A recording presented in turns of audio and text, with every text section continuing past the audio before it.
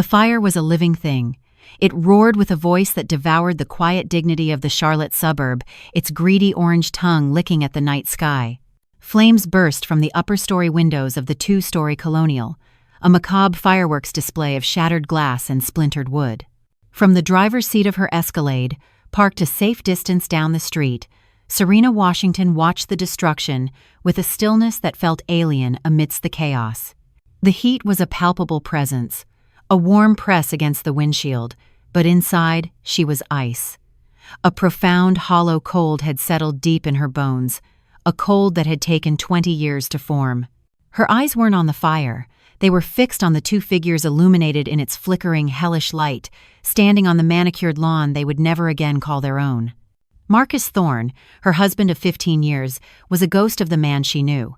The bespoke suit he wore with such unshakable confidence now hung on his slumped frame like a shroud, his broad shoulders caved in under the weight of utter ruin. His handsome face, usually a mask of charming control, was slack with disbelief. Beside him stood Amara. Her Amara. Her sister, who was supposed to be nothing but ash and memory, was achingly, horribly real. The carefully constructed life of Aisha Bell had been stripped away, leaving only the raw, spitting fury of the girl Serena remembered, her face contorted in a mask of pure hatred. The silver glint of handcuffs bound them together, a final, fitting mockery of their secret union. As if feeling the weight of Serena's gaze, Amara's head snapped up. Her eyes, wild with panic and rage, scanned the street until they locked onto the dark silhouette of the Escalade. For a moment, there was only confusion. Then, a slow, dawning horror crept across her features as she understood. This wasn't a random tragedy. This was a reckoning. This was a sentence, delivered and executed by the one person she had always underestimated. The hatred that radiated from her was so potent, Serena felt she could taste it on the smoky air. A bitter, metallic tang of betrayal turned back on its master. Serena did not flinch. She did not smile. The satisfaction she felt was not a hot, fiery triumph, but a cold, quiet closing of a book.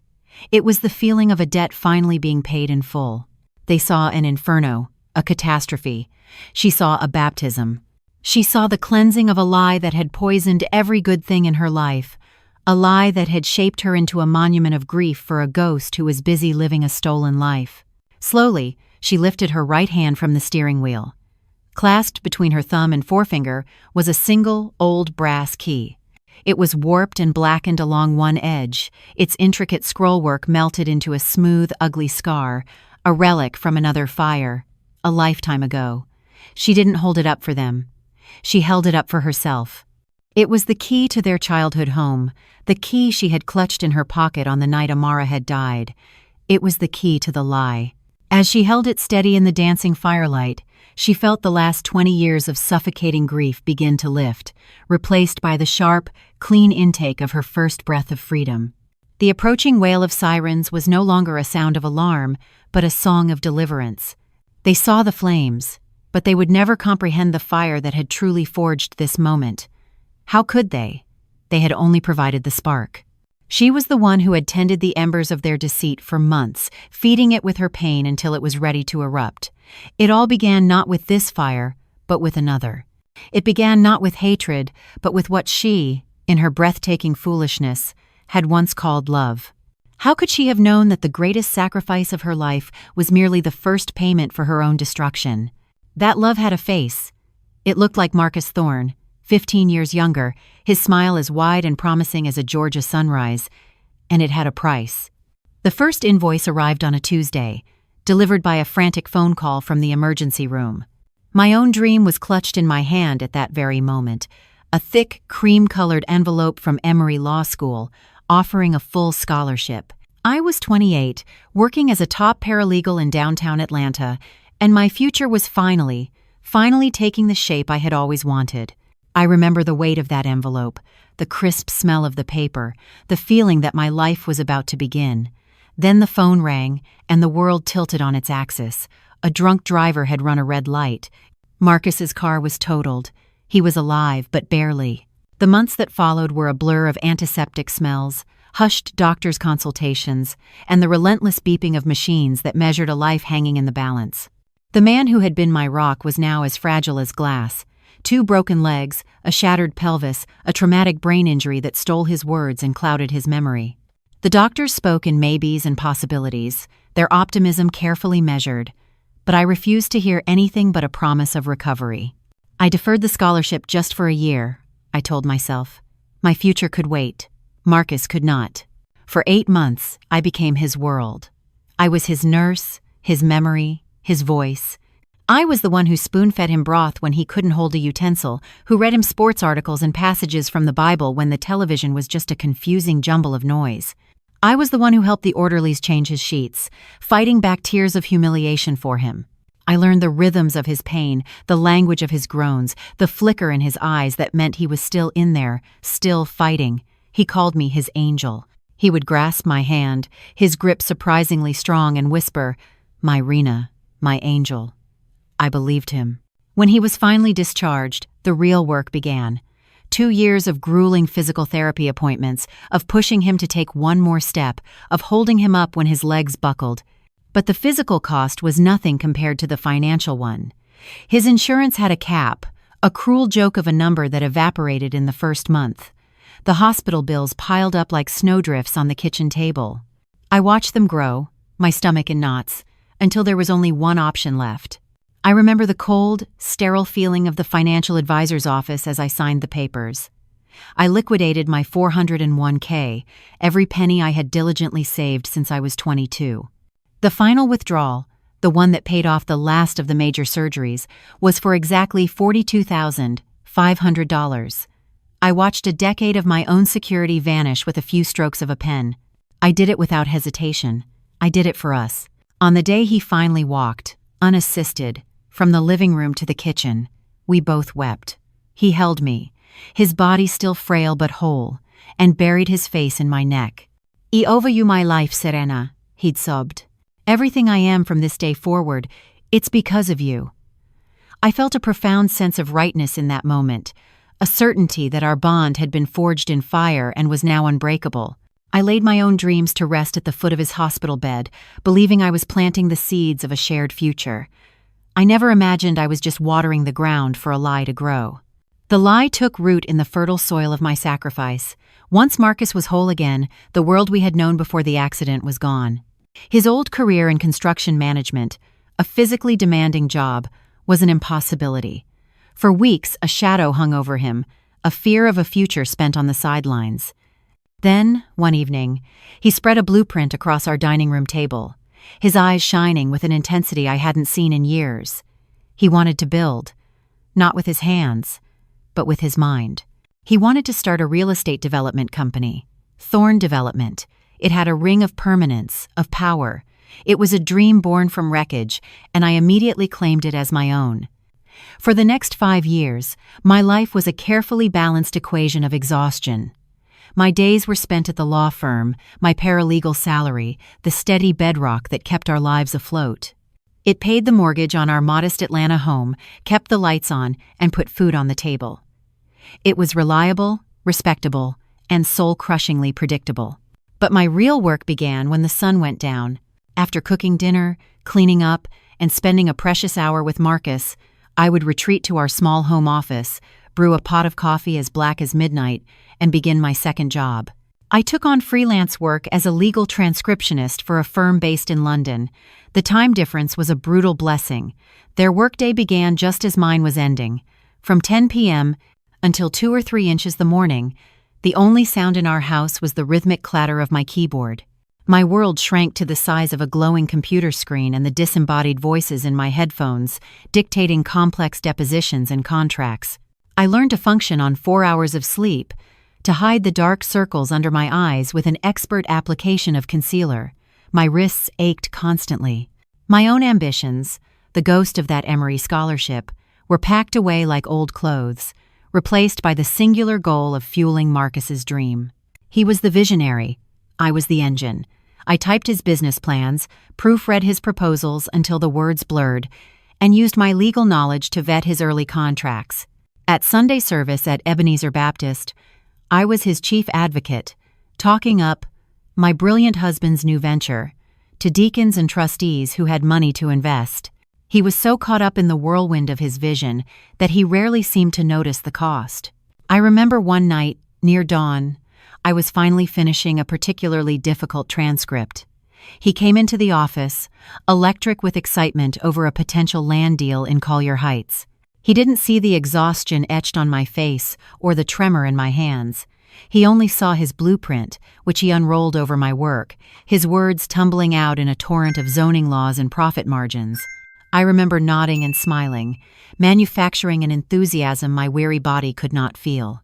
When Thorn Development finally landed its first major contract, a small subdivision of single-family homes, we celebrated with a fancy dinner I could barely afford. He raised a glass of champagne. "To us, baby." That grave had a name. Her name was Amara. Before Thorn Development, before the accident, before the woman I became, there was the fire. It happened 5 years before Marcus and I were married, a lifetime ago. I was 23. The memory doesn't come in a clear narrative, but in brutal, sensory snapshots. The piercing shriek of the fire engine waking me on my friend Danny's couch. The acrid smell of smoke and chemical foam that hung in the humid Georgia air for weeks. The skeletal, blackened frame of my childhood home, silhouetted against the dawn sky. A home that had held 4 generations of Washington family history, reduced to a pile of smoldering ash in a single night. But the house was just a thing.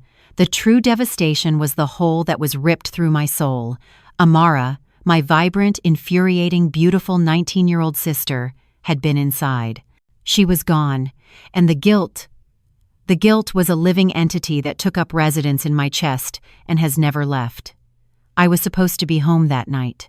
We were going to watch movies, but I'd had a small fight with her over something stupid, a borrowed sweater, I think, and had stormed out to stay at Danny's instead. I spent 20 years replaying that decision, convinced that if I had been there, I could have done something. I could have saved her. That single, selfish choice became the defining failure of my life. My grief was a raw, gaping wound. It was Marcus who held me together. He was my rock, my anchor in an ocean of pain. He and Amara had been close, a teasing, sibling-like bond, and his devastation seemed as profound as my own. While I was catatonic with shock, he was the one who was strong. He spoke to the fire marshal. He sat with the police. He was the one who went to the morgue to perform the grim task of identifying the body, shielding me from a horror he said I should never have to see. "It's her, Rena," he had whispered, holding my trembling body in the sterile hallway of the coroner's office. "Our girl is gone." I clung to his strength, mistaking his monstrous composure for unwavering love. Our relationship, already serious, was fused together in the crucible of that shared tragedy. I couldn't let her memory die in those ashes. My pain needed a purpose, so I built a new legacy for her.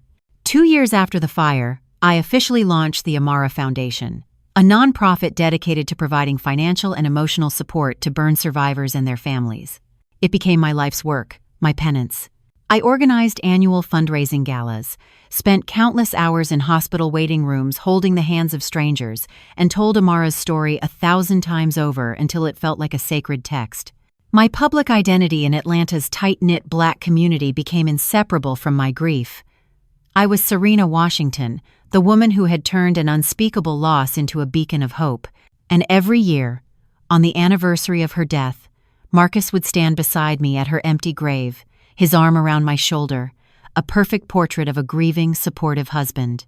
For 20 years, I lived as a sister in mourning. My grief was my identity, our shared tragedy the origin story of our marriage. I honored a ghost and comforted a liar, never once suspecting that the ghost was breathing and the lie was everything. And the first thread of that intricate, suffocating web began to unravel with something as insultingly mundane as a charge on a credit card statement.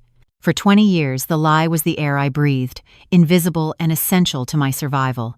And then, on a quiet Sunday afternoon, the air turned to poison. It began not with a bang, but with a click. Marcus was out playing his weekly round of golf, and I was using his laptop at the kitchen island to look up a recipe.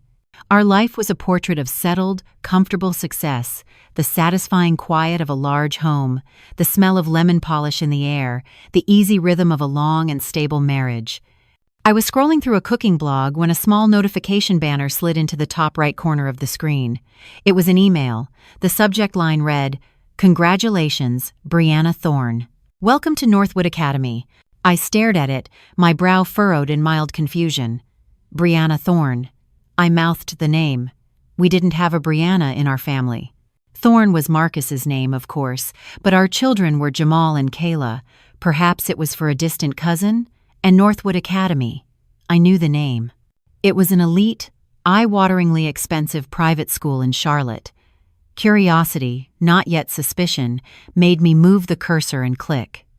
The email opened, and the perfectly normal Sunday afternoon began to dissolve around me. It was a formal welcome letter, complete with the school's crest and a picture of its sprawling, ivy-covered campus.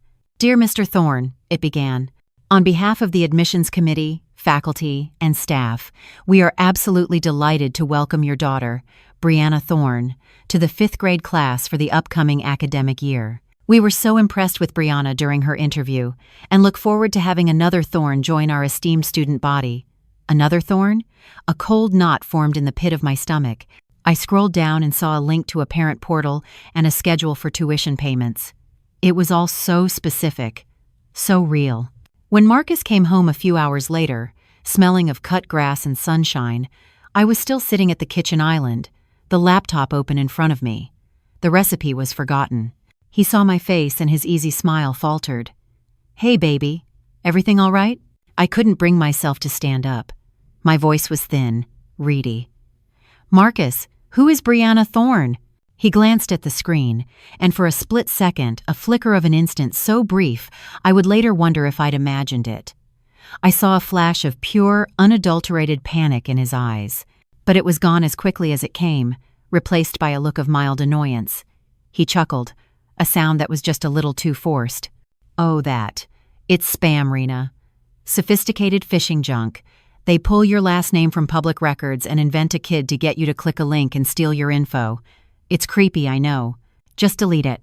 "It says, 'Welcome another Thorne,'" I whispered, the words feeling like shards of glass in my throat. "And it came directly to your personal email." He sighed, the patient husband dealing with a needlessly worried wife. He walked around the island and placed his hands on my shoulders, his touch warm and familiar. "Look, it could be 1,000 things. Maybe one of my cousins in North Carolina used my email for an application. You know how my family is. Or maybe it's a mistake entirely, but it's not what you're thinking." He leaned down and kissed my forehead. "After 15 years, after everything we've been through, you can't possibly think I'd be hiding a child from you, can you?" He was using our history as a shield, our shared trauma as a weapon of dismissal. And because the alternative was a chasm too terrifying to contemplate, I let him. I watched as he took the laptop, dragged the email to the trash, and then emptied the trash folder with a decisive click. "See? Gone." He smiled at me, and I tried to smile back. I let him pull me into a hug, let his familiar scent calm the frantic beating of my heart. I let myself believe the lie, because for a moment, the lie was less painful than the truth. But that night, as he slept soundly beside me, his breathing deep and even, I stared into the darkness of our bedroom. The lie had vanished, and 2 words echoed in the terrifying silence of my mind: Brianna Thorne. I knew with a certainty that chilled me to the very marrow of my bones that this was not over. It was only just beginning. The lie Marcus had told me was a flimsy dam against a rising tide of doubt. It held for the rest of that Sunday, a fragile barrier of denial. But that night, every time I closed my eyes, I saw the words on the screen: "Welcome your daughter, Brianna Thorne." By morning, the dam had cracked. I couldn't breathe in my own home, couldn't look at the photos on the mantle of the smiling man I had slept beside for 15 years. There was only one person I could call.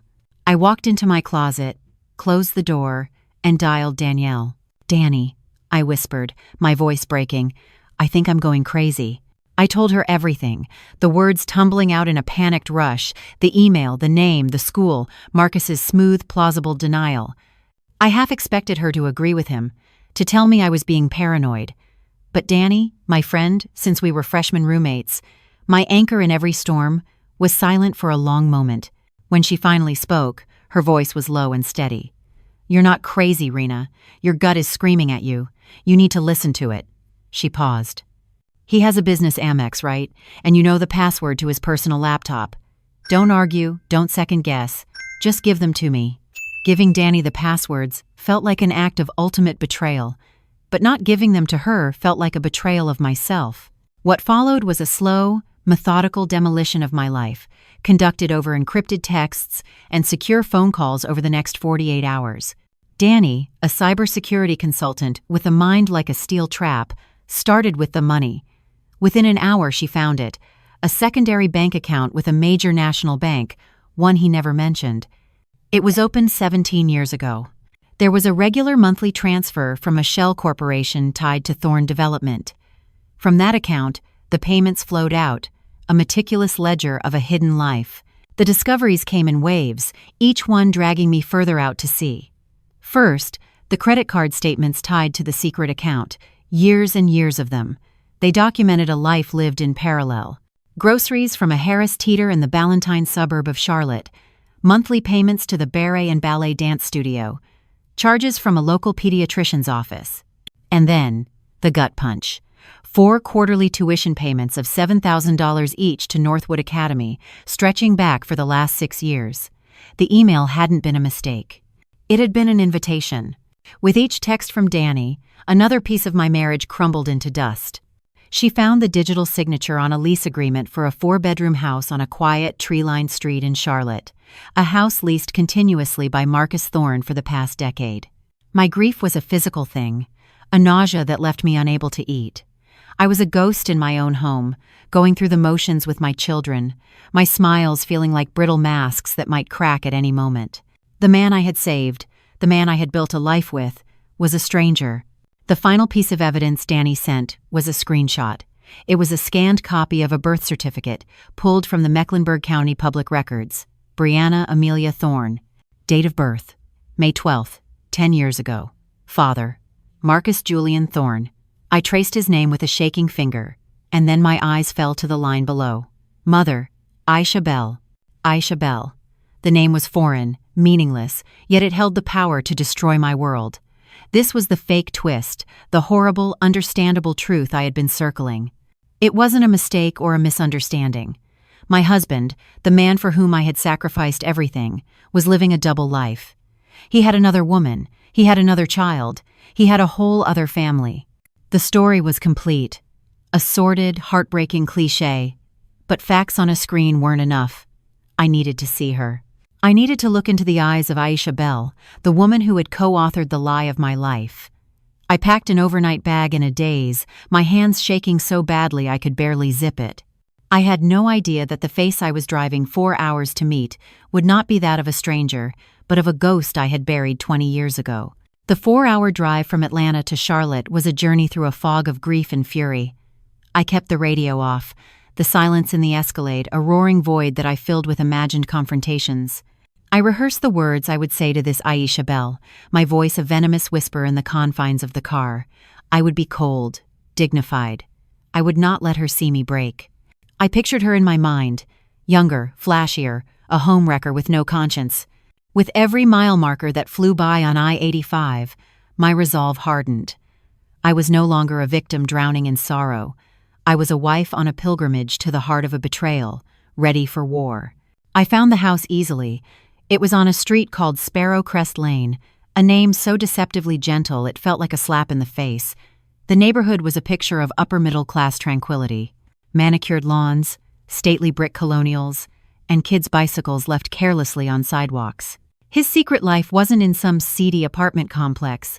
It was nestled in the exact kind of aspirational suburb we had once dreamed of moving to. Her house, their house, was immaculate. Hydrangeas bloomed in a riot of blue and pink along the walkway. A cheerful yellow wreath hung on the deep blue door. It was a home, a real, lived-in, loved home. The sight of it was a deeper wound than any credit card statement. I parked across the street, my heart a frantic drum against my ribs. My carefully rehearsed speeches evaporated, leaving a raw, buzzing panic in their place. For 20 minutes, I just sat there, my hands gripping the steering wheel so tightly my knuckles were white. What was I doing here? What did I hope to achieve? I was about to detonate a bomb in 3 lives, mine, Marcus's, and this unknown woman's. My finger hovered over the ignition button, the urge to flee, to drive back to Atlanta and pretend I had never seen this, was a powerful siren song. But the image of that birth certificate, of the name Brianna Thorne, kept me anchored in place. I had to see her face. And then, the blue door opened. My breath hitched. A woman stepped out onto the porch, backlit by the warm light of the foyer. She was holding a green plastic watering can. She was tall, slender like me, dressed in jeans and a simple gray t-shirt. From this distance, she was just a woman, an anonymous figure about to perform the mundane task of watering her flowers. She turned to dip the can into a large rain barrel by the steps, and the late afternoon sun fell full upon her face. The world did not tilt, it shattered. Time itself seemed to stop. The air in my car became thick, unbreathable. A high-pitched whine started in my ears, blocking out the sound of a distant lawnmower, of birdsong, of my own frantic heartbeat. It was not a stranger. It was not Aisha Bell. It was Amara. She was older, of course. The rebellious roundness of her 19-year-old face had sharpened into the elegant angles of a woman of 39. There was a faint, silvery scar bisecting her left eyebrow, a mark I had never seen before, but the stubborn set of her jaw was the same. The deep, almond-shaped eyes were the same.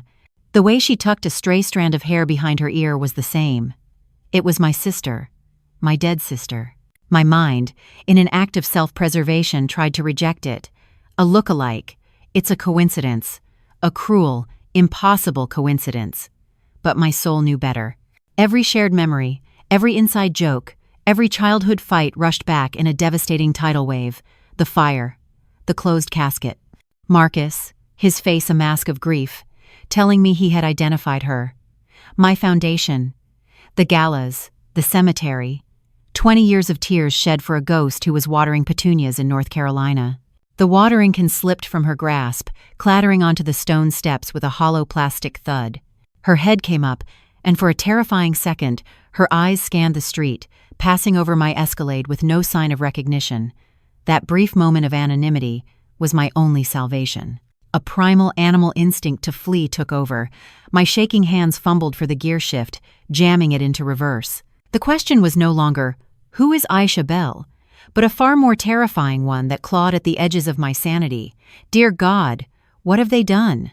The Escalade screamed out of Sparrow Crest Lane, tires protesting as I took the corner too fast. I drove. I have no memory of the streets I took, of the traffic lights I must have run. My entire consciousness was filled with a single, repeating image. Amara's face, illuminated by the afternoon Sunday. Amara, alive. Amara, watering flowers. Amara, living in my husband's other life. My hands shook so violently on the steering wheel that the whole car seemed to vibrate with my terror. My breath came in ragged, painful gasps. The carefully constructed reality of my 43 years had been bulldozed in a single instant, leaving nothing but smoking rubble. I found myself in the far corner of a Target parking lot, the engine still running. I couldn't turn it off. I was afraid the silence would be louder than the engine's hum. The world outside my windshield seemed to tilt and swim, a nauseating blur of red shopping carts and indifferent suburban shoppers. I fumbled for my phone, my fingers clumsy and useless. I hit the first number on my favorites list. Danny. She answered on the second ring. Talk to me, Rena. You okay? Danny, I choked out the name, a ragged sob. It's her. Oh God, Danny, it was her. Her who? The other woman? Amara! The name ripped from my throat, a raw, primal scream that was swallowed by the soundproofed interior of the car. I saw her. It was Amara. She's alive. She's alive, and she's the other woman. She's Aisha Bell. I was hysterical, my words a tangled mess of disbelief and horror. I was sure she would think I had finally broken, that the grief and stress had caused me to hallucinate. But Danny's voice came through the phone, a lifeline of absolute calm in my raging sea of insanity. Okay, Serena. Okay, I believe you. Now, I need you to breathe. Just breathe. Can you do that for me? In and out. Slow. I followed the command, my lungs burning as I forced air in and out, the rhythm of my breathing slowly sinking to the cadence of her voice. I'm not crazy, I whispered. No, you are not crazy, she said, her tone firm, leaving no room for argument. You're betrayed, on a level I can't even begin to wrap my head around, but you're not crazy. Her validation was the first solid piece of ground I'd felt since the world had fallen away. With Danny on the line, the fragments of the impossible truth began to coalesce into a monstrous picture.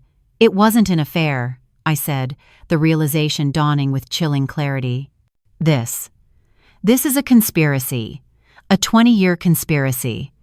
They were together, all this time. When he was holding me at her funeral, he knew.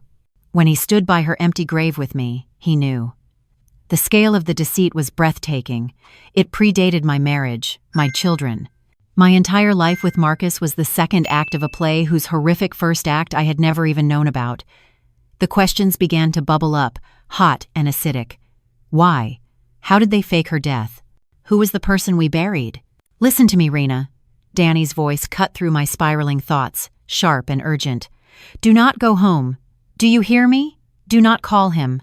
Do not let them know that you know. We have no idea what they're capable of. This isn't about cheating anymore.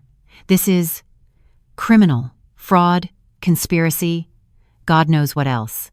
She was right. The man who could lie to me about my own sister's death was not the man I knew. He was a stranger, and I was no longer safe.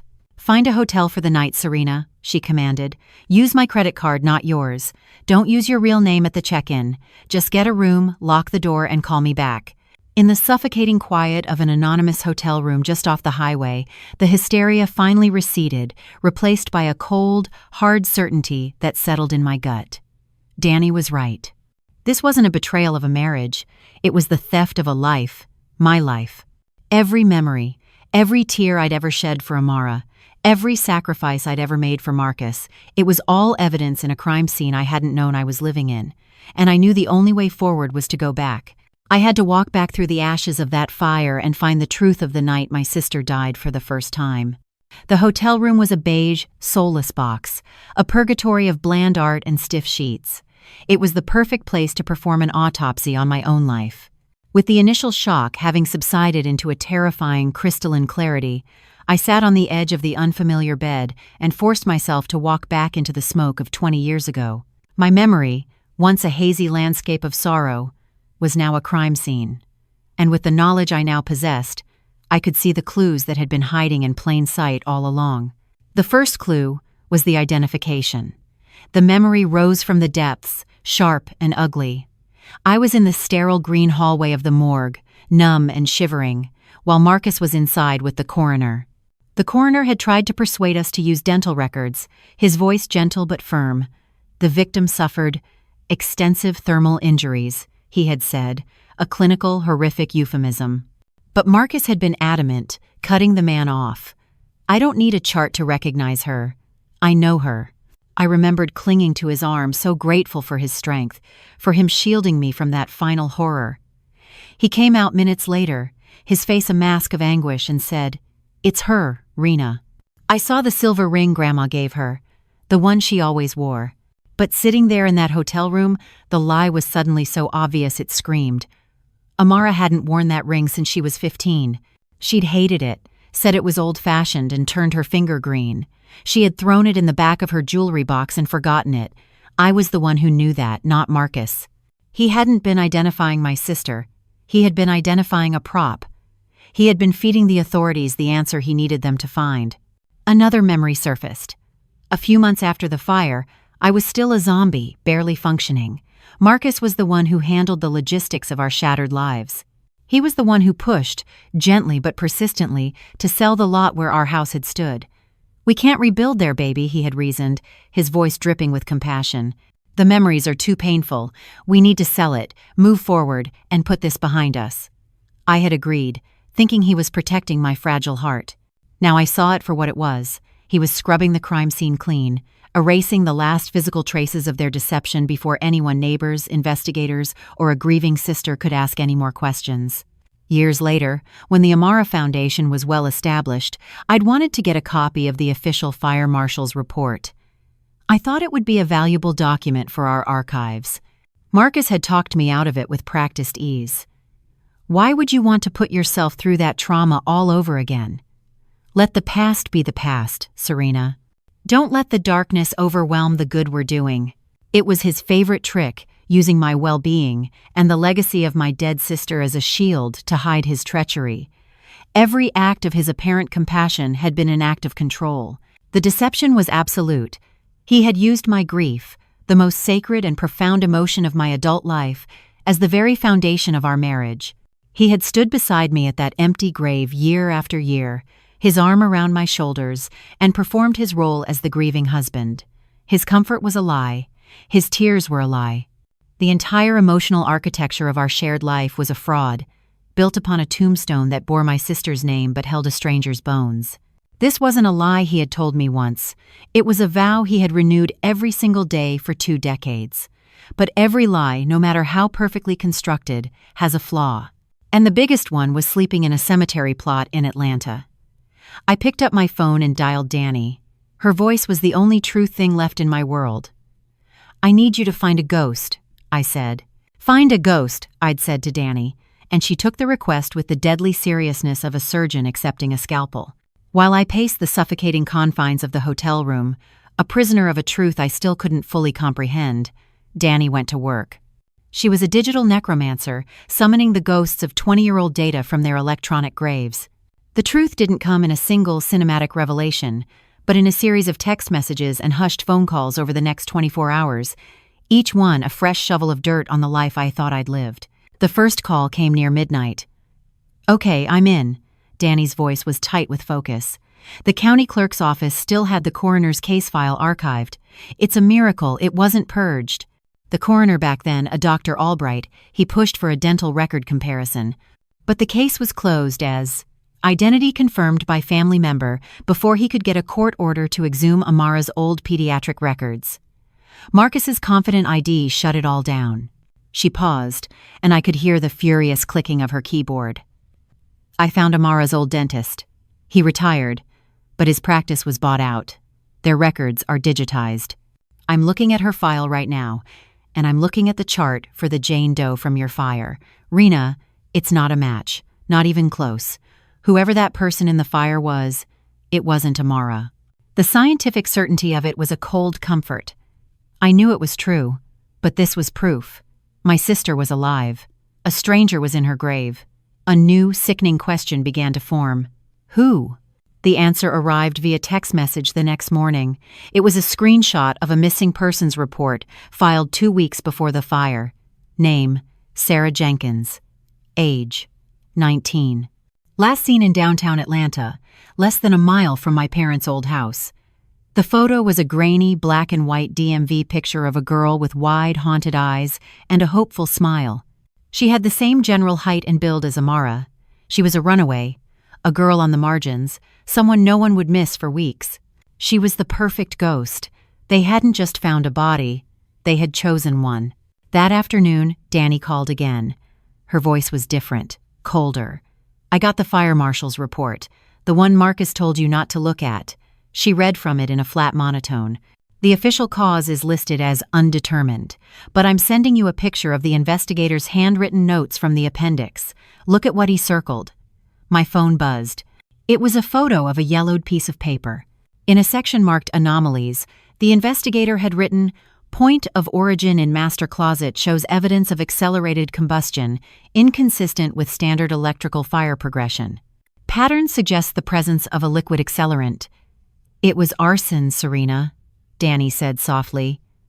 "They didn't just let her die, they set the fire." The final piece of the puzzle was the money. Danny, using a program that could track archived bank data, found a transaction that put the nail in the coffin.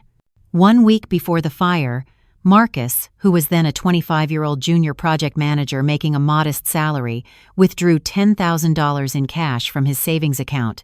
It had been nearly his entire life's savings. 2 days after the fire, a one-way Greyhound bus ticket from Atlanta to Miami was purchased for cash. Sarah Jenkins. The ghost in the grave finally had a name. They hadn't just used a tragedy, they had created one. They had lured a vulnerable, forgotten girl to her death to serve as a prop in their twisted production. My grief for my sister was a lie, but my grief for Sarah Jenkins was now real and righteous. The last of my tears evaporated, burned away by a rage so pure and cold it felt like steel crystallizing in my veins. This was never going to be about a divorce. This was going to be about justice. Justice for Sarah. Justice for the life they stole from me. Annihilation was too good for them. I called Danny back, my voice devoid of any emotion but resolve. "Forget finding ghosts," I said. "It's time to start digging graves. 2 of them." Danny didn't flinch at my words. There was no hesitation in her voice, only a somber, resolute acceptance. "All right, Serena," she said. "Let's get our shovels." Something inside me shifted in that moment. The 20 years of grief, the days of shock and horror, they had been a crushing weight. But now, that weight was being compressed, hardened under the immense pressure of the betrayal until it formed something new, something sharp and unbreakable. The weeping, broken wife was gone. The woman who emerged in that sterile hotel room was someone I hadn't met in a long time, the sharp, analytical mind that had earned a full ride to Emory Law. The pain was still there, a white-hot core deep inside me, but it was no longer a weakness. It was a power source, fueling a cold, methodical rage that was terrifyingly clear. My beige hotel room became a war room. With Danny on a secure video link, her face a determined mask on my laptop screen, we began to architect the demolition of 2 lives. We weren't just 2 friends anymore, we were strategists, mapping out a campaign. For hours, we talked, the conversation a low, intense hum of logistics and tactics. We weren't just trying to uncover a crime, we were planning to deliver a sentence. "It can't just be about jail, Danny," I said, pacing the length of the room. "Prison is too simple. It's too clean. The punishment has to fit the crime. It has to be symmetrical." "What do you mean symmetrical?" "They built their life on a foundation of my pain, my money, and my sister's ghost," I explained, the plan taking shape in my mind with a chilling precision. "So, we will use the pillars of their life to build their tomb. Marcus's company, his precious Thorn Development, will be the first pillar to fall. Their reputation in the community, the respect they've cultivated, that's the second. And the life they built together, that perfect suburban house in Charlotte, that will be the third." I stopped and looked at Danny's image on the screen. They used fire to fake a death and start a new life. I'm going to use fire to bring about a true one, the death of everything they are. The plan had 3 phases. Phase 1 was financial ruin. Marcus had used his company as a shield, a way to launder money to his second family. I knew his business almost as well as he did. I had been his unpaid consultant for years. I knew his partners, his accounting methods, his relentless ambition. Danny's mission was to follow the money, to dig into the shell corporations and fraudulent invoices we knew had to be there. We would bleed his empire dry before he even knew he'd been cut. Phase 2 was social annihilation. Simply having them arrested wasn't enough. Their downfall had to be a public spectacle. In our world, the affluent black society of Atlanta, reputation was currency. Their humiliation had to be absolute, witnessed by the very people they had spent years impressing. We needed to choose the perfect moment, a stage where their triumph would become their ruin. Phase 3 was the final reckoning. The poetic justice. The Charlotte house was the physical symbol of their 20-year lie. It had to be erased. Not just sold or seized, but eradicated in a way that would be the final, crushing blow, legally and financially. It had to be a fire, a cleansing flame that would mirror the one that started it all, only this time it would leave no survivors. The plan was audacious, dangerous, and deeply, righteously cruel. But to set the first piece in motion, I had to do the hardest thing imaginable. I had to go back. I checked out of the hotel using Danny's card, put on a pair of sunglasses to hide the cold fire in my eyes, and started the 4-hour drive back to Atlanta. I had to walk back into my home, sleep in my bed next to a monster, and smile at the father of my children. I had to act as if my world hadn't been turned to ash, all while I was secretly gathering the kindling to burn his to the ground. The performance of a lifetime was about to begin. Walking back into my house was like entering a beautifully decorated tomb. The familiar scent of lemon polish and fresh flowers was suffocating.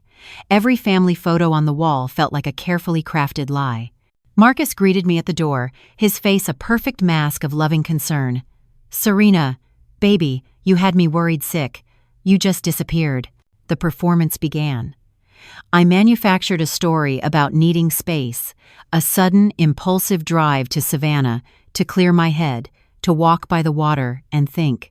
It was a plausible lie, built on the persona he had known for 2 decades, the emotionally fragile woman still haunted by her sister's death. He bought every word. He pulled me into his arms, and I had to fight every instinct to recoil. His embrace, once my sanctuary, now felt like a cage. "I'm sorry I worried you," I whispered into his chest, the words tasting like ash in my mouth. "I'm okay now. I'm home." My mission started the next day.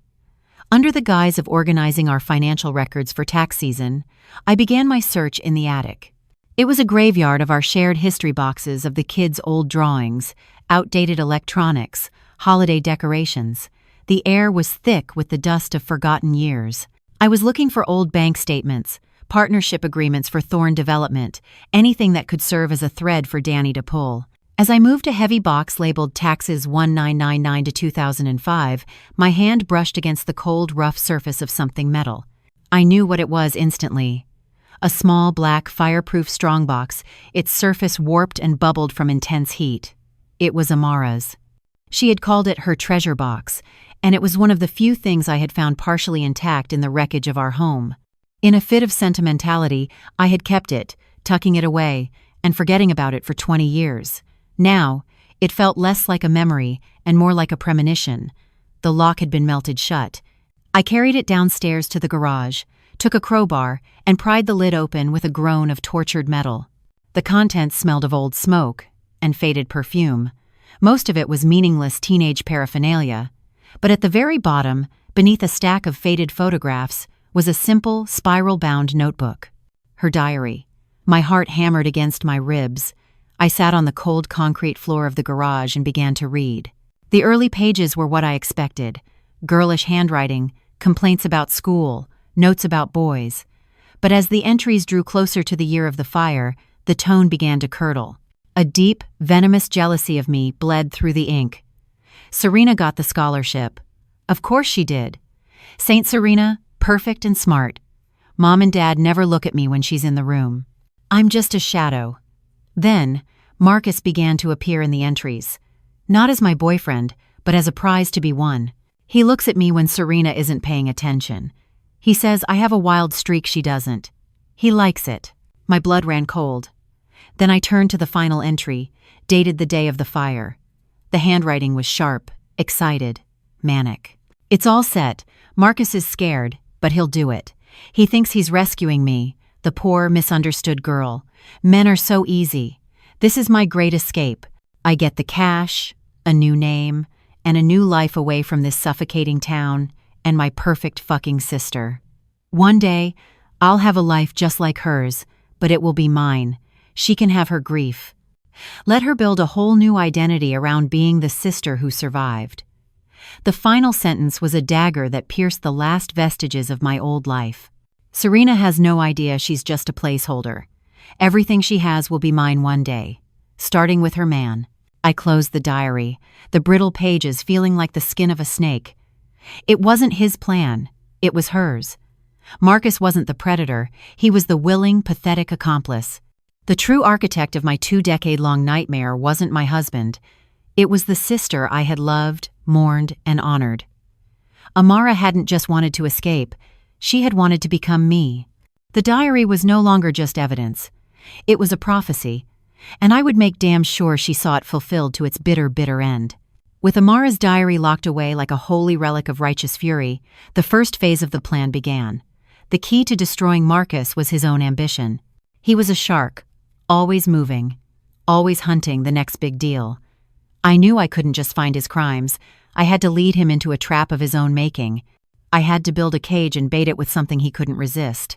With Danny's help, we created the perfect bait, Blue Heron Holdings, LLC.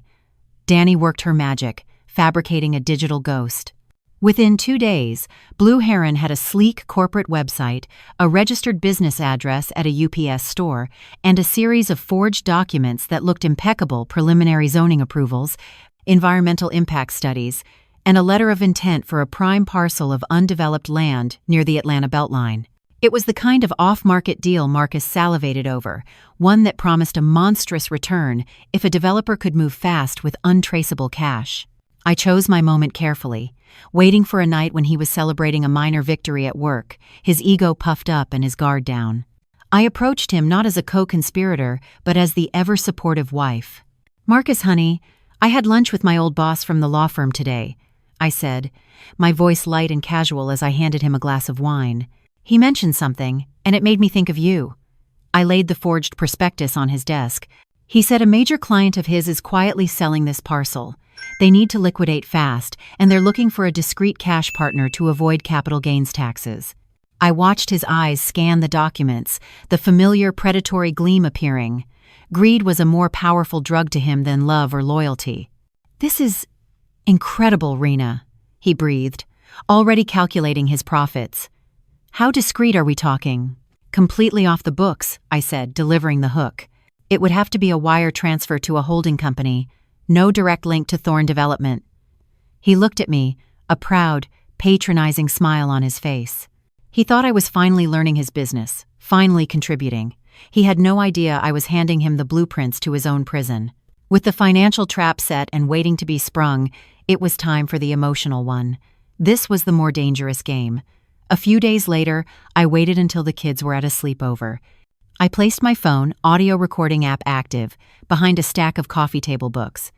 Then I walked over to him, my face pale and tear-streaked, holding Amara's diary in my trembling hands.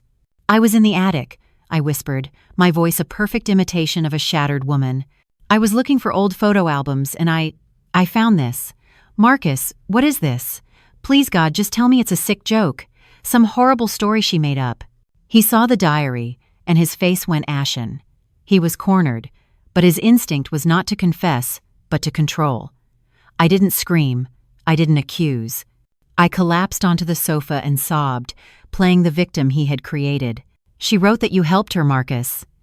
That you knew she was alive this whole time. Tell me it isn't true. Please. Tell me you didn't let me mourn for 20 years. My apparent breakdown disarmed him. He saw a wife he needed to manage, not an enemy he needed to fight.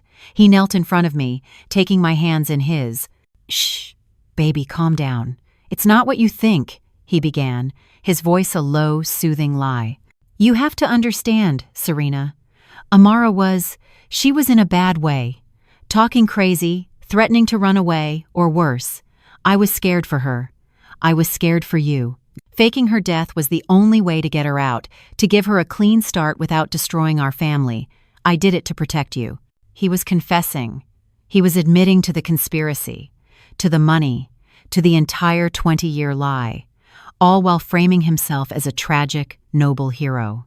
He was so blinded by his own narcissism he couldn't see the truth. He wasn't explaining himself to his broken wife. He was dictating his confession to a jury of one. He held me as I sobbed, whispering his justifications and pathetic excuses into my hair. He thought he was calming a storm. He had no idea he was just delivering his own eulogy. I had the money in a trap. I had his soul on a recording. All that was left was to choose the perfect moment to press play and watch his world burn. The perfect stage for his ruin presented itself a week later. It was an invitation, embossed in gold foil on heavy cream cardstock.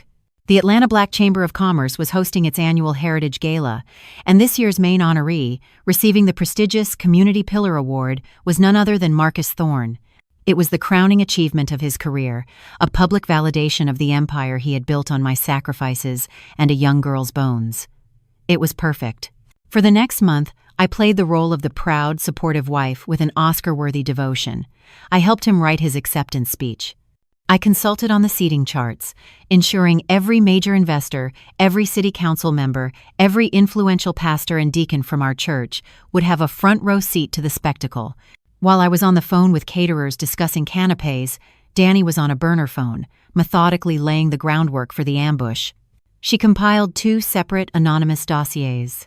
The first, detailing the wire fraud, the shell corporation Blue Heron Holdings, and the imminent transfer of illicit funds, was sent to the FBI's white-collar crime division. The second, containing the fake death certificate, the fire marshal's suspicious report, and the missing persons file for Sarah Jenkins, was sent to the State Insurance Commissioner's Fraud Bureau. The instructions were precise. They were not to act until 9:30 p.m. on the night of the gala. The evening was a glittering affair. The ballroom of the downtown Hyatt was a sea of tuxedos and elegant gowns. Marcus was radiant, the undisputed king of the evening. He moved through the crowd, shaking hands, accepting congratulations, his laughter booming and confident. I was on his arm, a perfect accessory in a deep emerald gown, my smile serene and unwavering. When the president of the Chamber of Commerce called him to the stage, the room erupted in a standing ovation. He accepted the heavy crystal award, his face a mask of humble gratitude.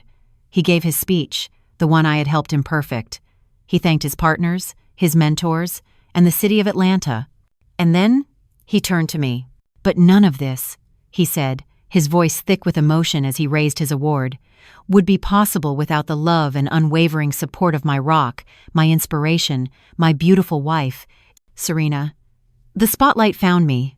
I stood, smiled, and blew him a kiss as another wave of applause washed over us. The hypocrisy was so profound it was almost sublime. As the applause died down, I walked onto the stage and took the microphone. Marcus looked at me, his eyes shining with adoration. "Marcus is far too modest," I said, my voice smooth as silk, amplified throughout the cavernous room. "He's told you all about his success, but he forgot to share the story of the first great risk he ever took, the one that truly made all of this possible." I gave a tiny, almost imperceptible nod to the AV technician at the back of the room, a freelancer Danny had hired for the evening. The ballroom lights dimmed. The massive screens that flanked the stage, which had been showing a celebratory slideshow of Thorn Development's properties, flickered to black. And then, his voice, raw, intimate, and stripped of all its public bravado, filled the stunned silence. "You have to understand, Serena. Amara was in a bad way. Faking her death was the only way. I did it to protect you." The recording of his confession, crystal clear, echoed through the ballroom. A collective gasp rippled through the audience.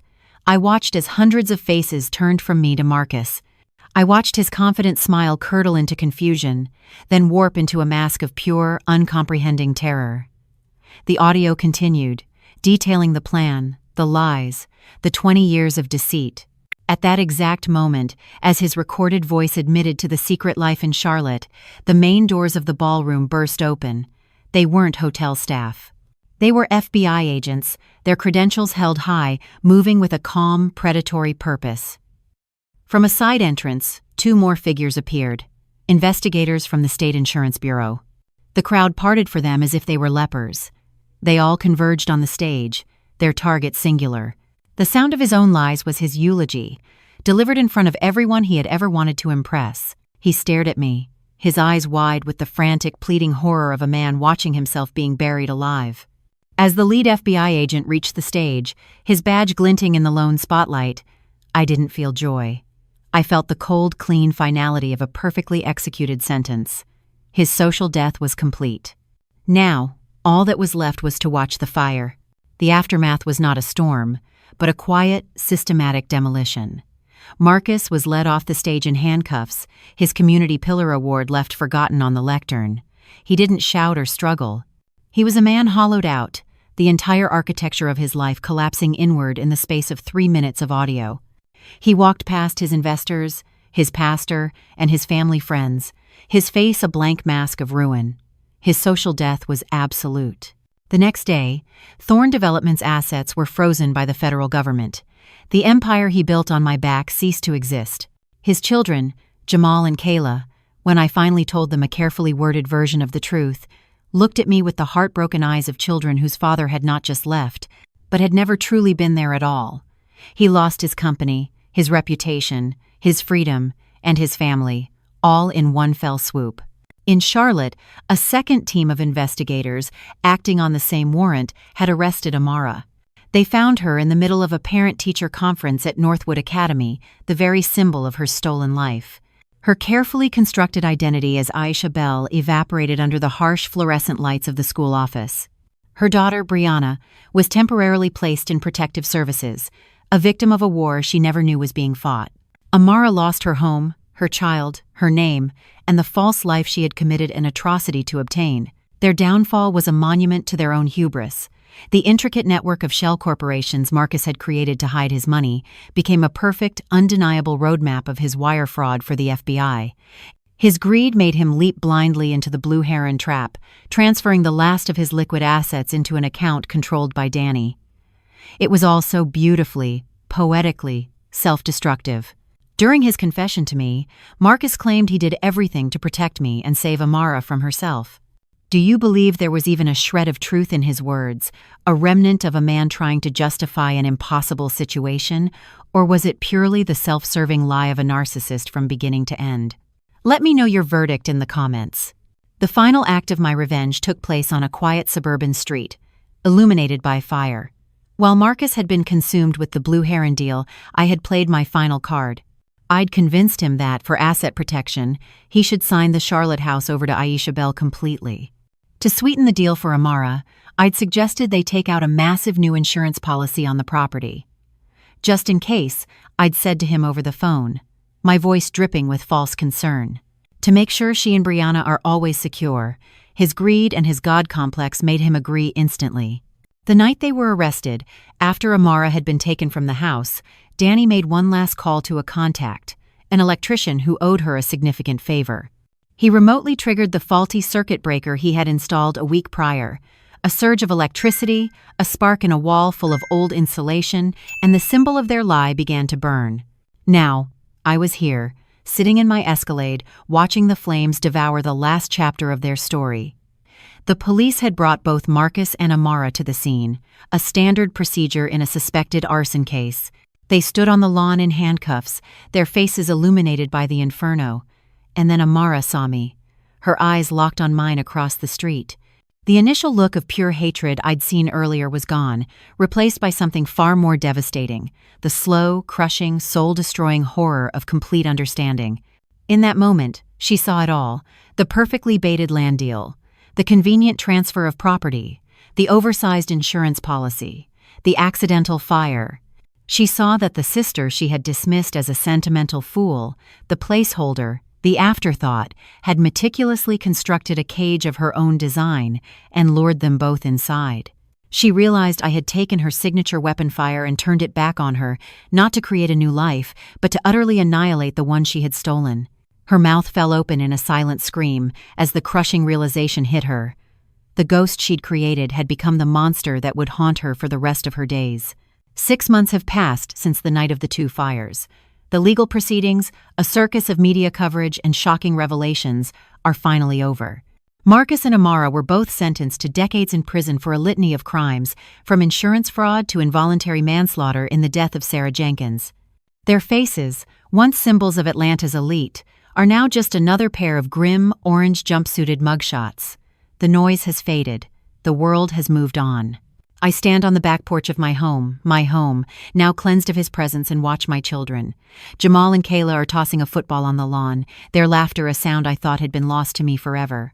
The healing is slow, a fragile thing, but it is real.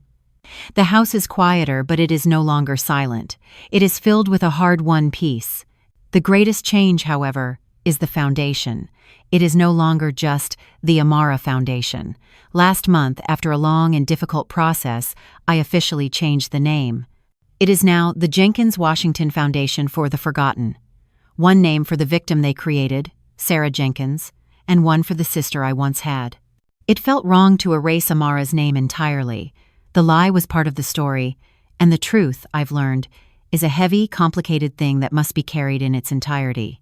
Our new mission is not only to help burn survivors, but to advocate for the unidentified and the missing, for all the other Sarahs of the world whose stories risk being extinguished.